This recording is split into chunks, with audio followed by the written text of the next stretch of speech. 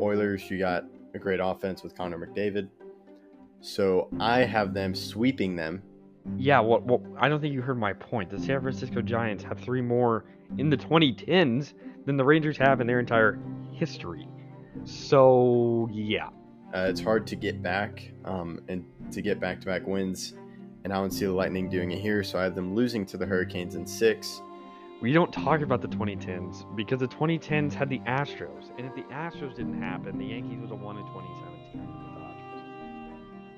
Dodgers. He was close to Frank Reich, and they want Frank Reich back, so that's what they got. It's their discount Frank Reich.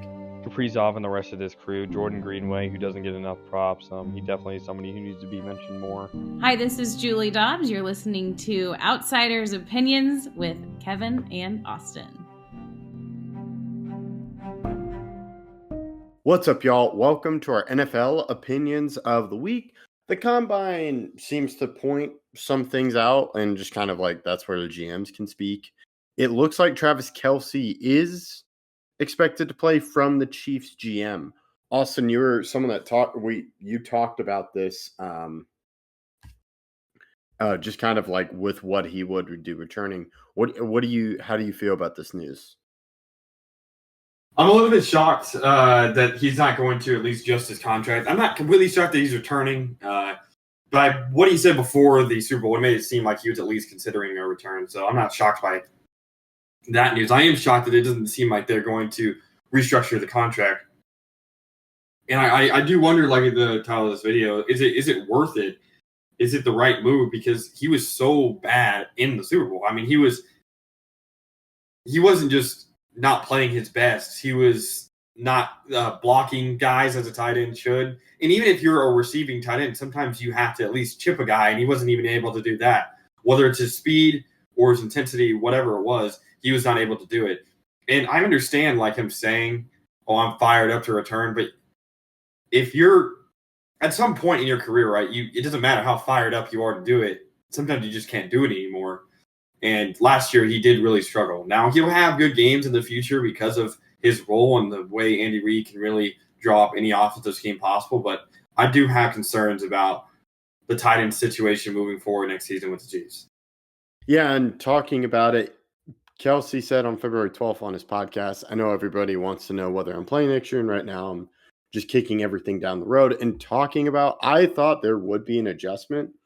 But that $11.5 million roster bonus on March 15th triggers on March 15th. And Veach, the GM, said there's no deadline for the return, which I'm surprised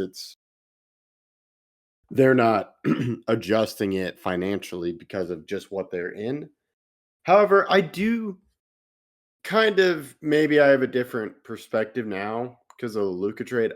I think there is something to say with like doing right by fans, but I also do think Kelce brings value to the Chiefs offense.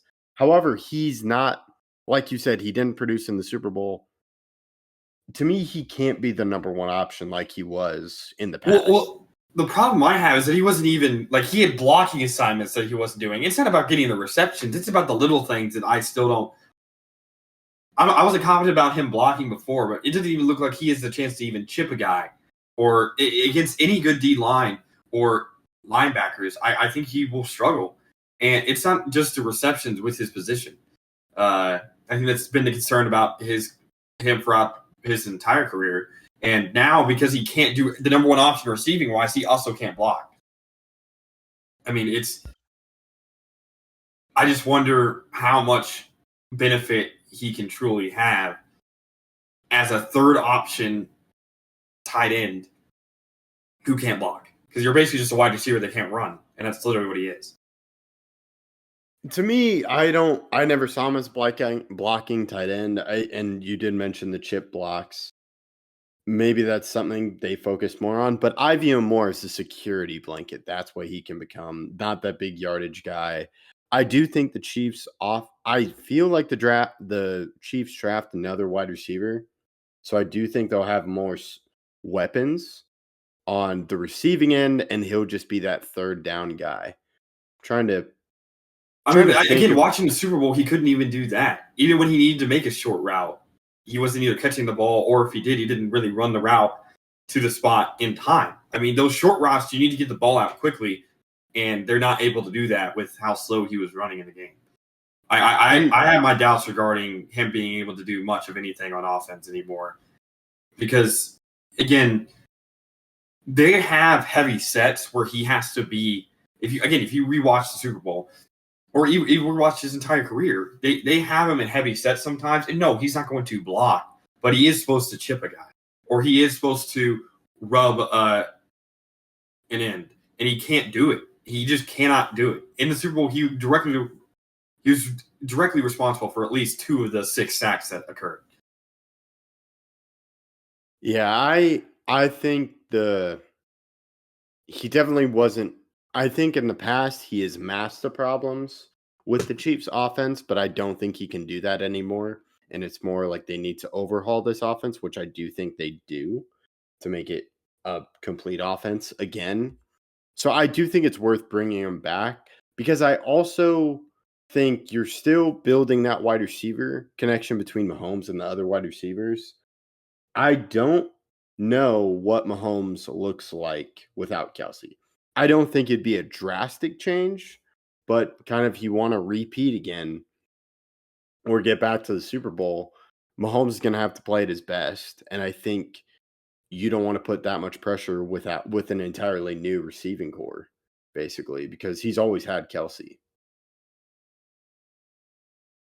That's true, but I mean, he's had guys that he's been with the majority of the career. I'm more concerned after Andy Reid retires than I am after Kelce retires. Yeah, I would be too, but I do think Kelce plays a part in it, and that is a relatively young. Because I would say Rashee Rice, but you have him coming off that knee injury, and we'll see. There's still that NFL investigation going on with Rashee Rice and his car crash in Dallas? I don't actually know if the investigation is still going on, but no matter what, his knee injury is definitely going to slow his return next season. Yeah, I bring up the NFL investigation. I can't find anything because that could add on to like he may get suspended. And that's something to where not to the extent of Deshaun Watson, but you had Deshaun Watson out because he held out. Then you had that injury. And then you had the suspension for what Deshaun Watson did from the NFL. I don't see anything crazy like that happening for Rashee Rice, but I could see him missing a few games due to what happened in Dallas. So that's to me is why I'm a little bit concerned about just kind of the number of veterans on that Chiefs receiving core. So it makes sense, I think, to keep Kelce for one more year, even if it's $19 million. If they want to help their offensive line get better or add anything in free agency, it's going to be difficult to do that when you're paying a guy that can't really be a number one threat, cannot block, and you're paying him $19 million. Yeah, I am. That's the thing that's shocking to me is they're not changing the bonus, which maybe he said there's no deadline. They do have until March 15th. And as we're recording this now, maybe he says I'm coming back. Then they move that roster bonus to somewhere different. We could still see that happening, but that's the shocking thing is there was no real mention of reworking his contract. Yeah, I have concerns regarding all of it. I think he has problems if he was being used for $3 million, but now that it's $19 million, it just makes it difficult for the Chiefs to make moves to make the team better when Travis Kelce is progressively getting worse, and that's what a lot of players do as they age. So it's not necessarily on Kelce as much as it is the fact that they're paying him that much money. Yeah, we'll have to see what happens. But yeah, the money aspect. But that is all I really have. I'll let you close this one out. Yeah, thank you guys for listening. Please let us know what y'all think about the Travis Kelce situation. Is he good enough to return? Is he good enough to play for $19 million? Please let us know.